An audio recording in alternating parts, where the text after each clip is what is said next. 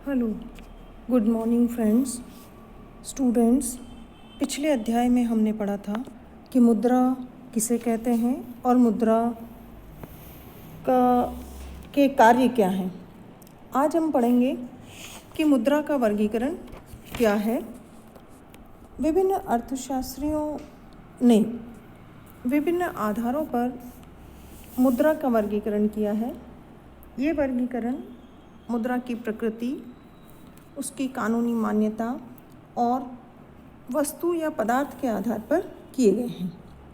तो हम सबसे पहला पढ़ते हैं कि प्रकृति के आधार पर मुद्रा का वर्गीकरण किस प्रकार किया गया है। कीन्स ने मुद्रा की प्रकृति के आधार पर दो प्रकार से वर्गीकरण किया है। पहला है वास्तविक मुद्रा और दूसरा है हिसाब किताब की मुद्रा। वास्तविक मुद्रा देश में प्रचलित मुद्रा होती है जिसमें लेन देन किए जाते हैं तथा इसमें क्रय शक्ति का भी संचय किया जाता है। भारत में जो 1 रुपया है वह वास्तविक मुद्रा में शामिल किया जाता है।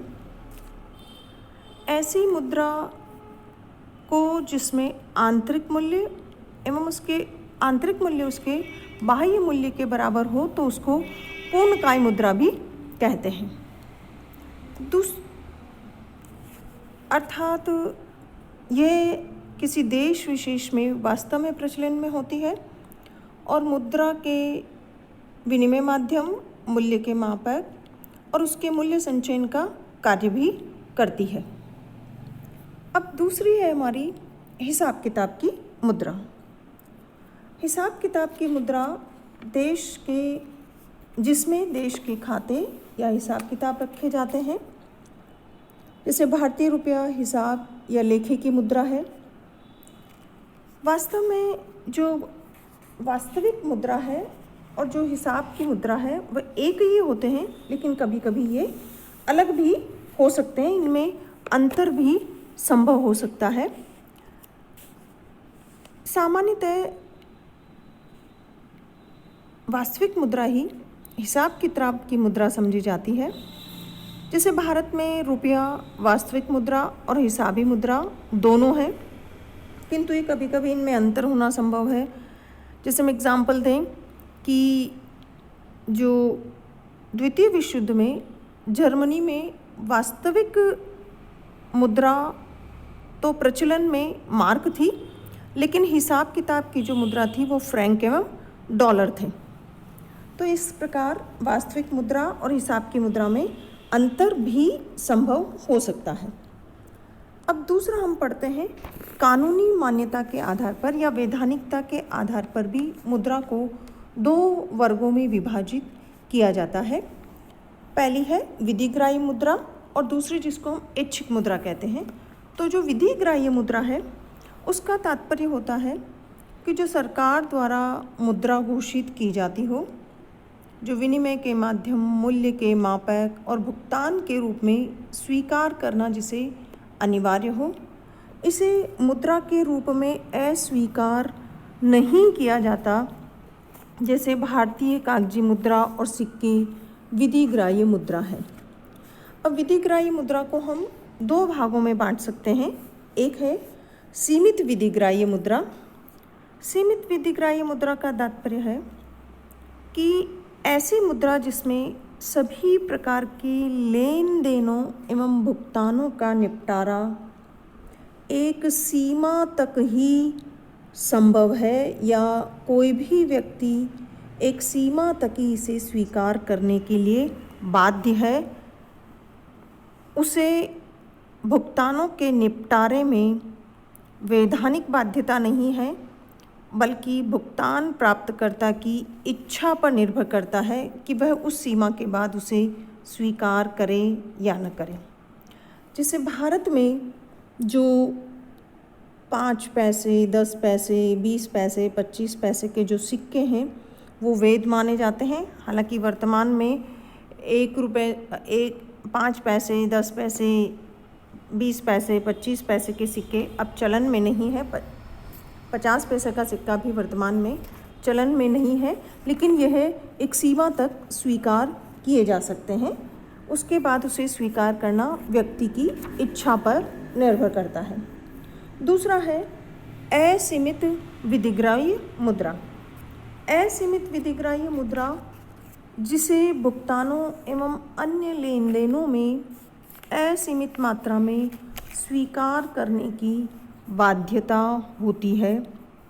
कोई भी व्यक्ति ने भुगतानों के निपटारे में अस्वीकार नहीं कर सकता, उसे एक सरकार के द्वारा मान्यता प्राप्त है और लेकिन इस संबंध में व्यवहार में वास्तव में कभी भी कोई समस्या उत्पन्न नहीं होती है। तो जो भारत का 1 रुपये का सिक्का, 50 पैसे का सिक्का तथा समस्त जो कागजी मुद्रा है वो असीमित विधिग्राह्य मुद्रा में सम्मिलित होते हैं या उसके अंतर्गत आते हैं। तीसरा है हमारा ऐच्छिक मुद्रा। ऐच्छिक मुद्रा, इसकी कोई कानूनी बाध्यता नहीं है और ये व्यक्ति की इच्छा पर निर्भर करती है। इसे लेने के लिए किसी व्यक्ति को बाध्य नहीं किया जा सकता। चेक, हुंडी तथा विनिमय बिल जो हैं ये ऐच्छिक मुद्रा माने जाते हैं। अब आता है तीसरा हमारा प्रकार, पदार्थ के आधार पर या वस्तु के आधार पर मुद्रा का वर्गीकरण। सामान्यतः पदार्थ के आधार पर जो मुद्रा का वर्गीकरण किया जाता है वो 2 प्रकार का है। एक है धात्विक मुद्रा और दूसरी है पत्र मुद्रा। धात्विक मुद्रा के भी हम 2 भेद करते हैं। एक है मानक या प्रामाणिक मुद्रा और दूसरा है प्रतीक या सांकेतिक मुद्रा। प्रामाणिक जो मुद्रा है वो देश की प्रधान मुद्रा होती है। प्रामाणिक या जो मानक सिक्के हैं वो स्वर्ण या चांदी के होते हैं। ये विनिमय का माध्यम और लेखे की मुद्रा दोनों होती है। इसके अंतर्गत मानक सिक्कों पर अंकित मूल्य इसके धातु मूल्य के बराबर होता है। इस व्यवस्था में जो सिक्का है उसकी ढलाई निःशुल्क होती है और जो मानक मुद्रा या जो लीगल टेंडर है, अनलिमिटेड लीगल टेंडर, वह उसे असीमित वैध मुद्रा मानी जाती है या वह असीमित वैध मुद्रा भी होती है। ये जो प्रामाणिक मुद्रा है वह विनिमय माध्यम, मूल्य का मापक, भावी भुगतान का आधार होती है। सामान्यतया कोई भी स्वर्ण या चांदी ले जाकर इसका सोने के सिक्के ढलवा सकते हैं। इसके सिक्कों के रूप में बाजार में जो मूल्य होता है वही गलाकर धातु के रूप में बेचने पर प्राप्त हो जाता है। यह असीमित विधिग्राह्य मुद्रा मानी जाती है। दूसरी है सांकेतिक मुद्रा, जिसे प्रतीक मुद्रा या गौण मुद्रा भी होती है। यह छोटे भुगतानों के काम में आती है। यह प्रामाणिक मुद्रा की सहायक मुद्रा होती है। इसके सिक्के तांबे या निकल आदि के होते हैं। सांकेतिक या प्रतीक मुद्रा की स्वतंत्र एवं निःशुल्क ढलाई नहीं होती। इस पर जो अंकित मूल्य होता है वह इसके वास्तविक मूल्य से अधिक होता है। इस प्रकार धात्विक मुद्रा के हम 2 भाग करते हैं, प्रामाणिक एवं सांकेतिक मुद्रा। भारतीय जो रुपया है वो देश की प्रधान मुद्रा है और यह असीमित विधिग्राह्य मुद्रा है, लेकिन इसका वास्तविक मूल्य कम एवं अंकित मूल्य अधिक है तथा रुपए की जो ढलाई है वह स्वतंत्र नहीं है। इसीलिए इसे प्रामाणिक सांकेतिक मुद्रा कहा जाता है। दूसरी हमारी है पत्र मुद्रा। पत्र मुद्रा एक विशेष किस्म के कागज पर लिखा हुआ एक प्रतिज्ञा पत्र है, जिसमें निर्गमन अधिकारी या जो छापने वाला है या जो सरकार है वह धारक को उसमें लिखी हुई राशि अर्थात जो उसमें अंकित राशि है उसके बराबर भुगतान करने का वायदा करती है। जैसे जो 1 रुपये का जो करेंसी नोट है वह सामान्यतया वित्त विभाग द्वारा निर्गमित किया जाता है और उस पर किसी प्रकार की प्रतिज्ञा नहीं होती है, अर्थात उस पर ऐसा सामान्यतया जो लिखा होता है वह जो नोट है उस पर वो सरकार के हमारे वित्त विभाग द्वारा निर्गमित होता है ना, तो उस पर किसी भी प्रकार की प्रतिज्ञा नहीं होती, इसलिए उसे करेंसी नोट कहते हैं। जबकि जो अन्य नोट हैं वो भारत के आरबीआई अर्थात जो केंद्रीय बैंक है उसके द्वारा निर्गमित होते हैं और उनमें प्रतिज्ञा होती है, अर्थात उस पर लिखा होता है कि इतने रुपए भुगतान करने का वायदा किया जाता है। उनका निर्गमन विशेष कानून के अंतर्गत होता है और उन्हें हम बैंक नोट भी कहा जाता है। तो अब ये जो पत्र मुद्रा है इसको भी हम निम्न प्रकार से विभाजित कर सकते हैं, इनका भी वर्गीकरण किया जाता है। उसमें पहला है प्रतिनिधि पत्र मुद्रा। प्रतिनिधि पत्र मुद्रा के पीछे जो पूर्णतया सोने एवं चांदी के कोष रखे जाते हैं, अर्थात जब इनको निर्गमित किया जाता है तो इसके पीछे स्वर्ण एवं चांदी का रक्षित कोष रखा जाता है। ऐसी मुद्रा को हम प्रतिनिधि मुद्रा कहते हैं। इस व्यवस्था में मुद्रास्फीति का भय नहीं होता और जो धातु के सिक्के हैं वो चलाने की हमें आवश्यकता नहीं होती, लेकिन ये पद्धति बहुत महंगी है, इसमें धातु की बचत नहीं होती है। नोट निर्गमन के शुरुआत में लोगों में पत्र मुद्रा के प्रति विश्वास उत्पन्न करने के लिए और बहुमूल्य धातुओं की घिसावट में बचत के लिए ये प्रतिनिधि मुद्रा अपनाई गई थी, किंतु इसके कुछ दोष हैं। ये लोचदार पद्धति नहीं है, खर्चीली है और मुद्रा की पूर्ति को आसानी से नहीं बढ़ाया जा सकता। दूसरी जो हमारी पत्र मुद्रा है वो है परिवर्तनशील पत्र मुद्रा। परिवर्तनशील पत्र मुद्रा ये धारक की इच्छा के अनुसार मानक सिक्कों में परिवर्तनीय होती है, अर्थात ये वह पत्र मुद्रा है जिसको हमारा जो मुद्रा निर्गमन अधिकारी है वो मांग करने पर स्वर्ण या रजत या जो देश की प्रधान मुद्रा है उसमें परिवर्तन करने की गारंटी प्रदान करता है। इस मुद्रा निर्गमन में 100% सोने या चांदी के कोष नहीं रखे जाते हैं, वरन बैंकिंग आधार पर कुछ प्रतिशत कोष रखे जाते हैं। ये पद्धति थोड़ी लोचदार है, इसमें कीमती धातु की थोड़ी बचत होती है और ये जनता में विश्वास भी उत्पन्न कर सकती, लेकिन इसमें अधिक पत्र मुद्रा निकलने का भय रहता है, इसलिए ये पद्धति भी उपयुक्त प्रतीत नहीं होती है। तीसरी है अपरिवर्तनशील या अपरिवर्तनीय पत्र मुद्रा। इसमें मौद्रिक अधिकारी पत्र मुद्रा को सिक्के या धातु में बदलने की गारंटी प्रदान नहीं करते हैं और न वह ऐसा कानूनन करने को बाध्य ही है। सरकार के विश्वास और सरकारी नीतियों की उपयुक्तता पर यह मुद्रा प्रचलन में है और भारत में यही चलन में है।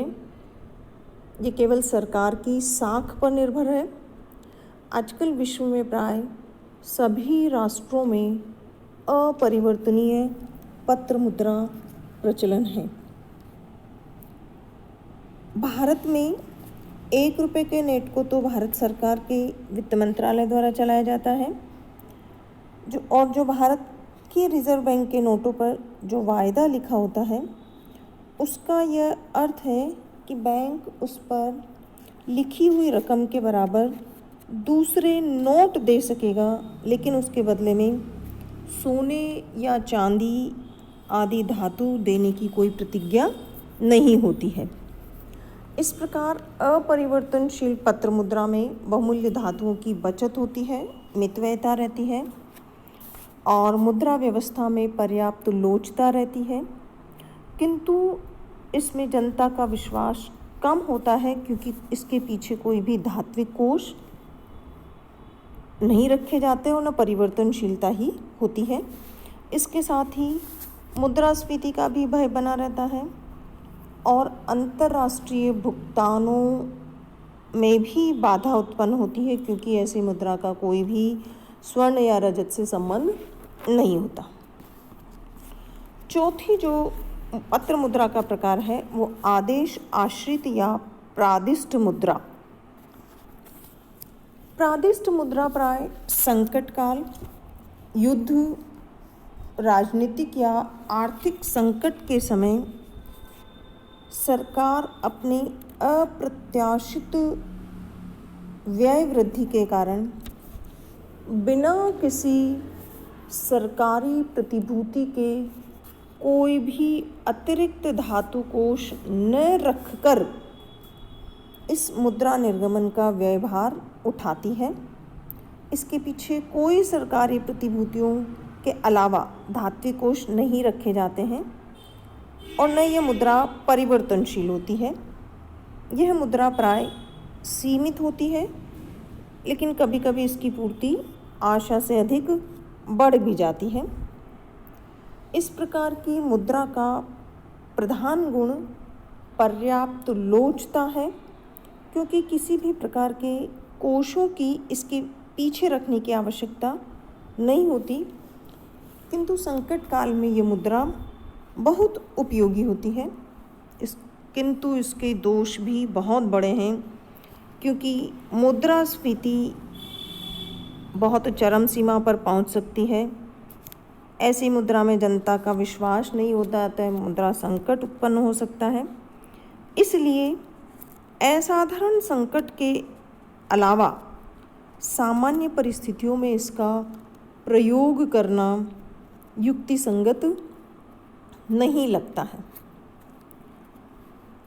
सिक्के एवं करेंसी नोट आदेश आश्रित मुद्रा कहलाते हैं क्योंकि ये सरकारी आदेश पर मुद्रा का काम एवं वैध मुद्रा का काम करते हैं।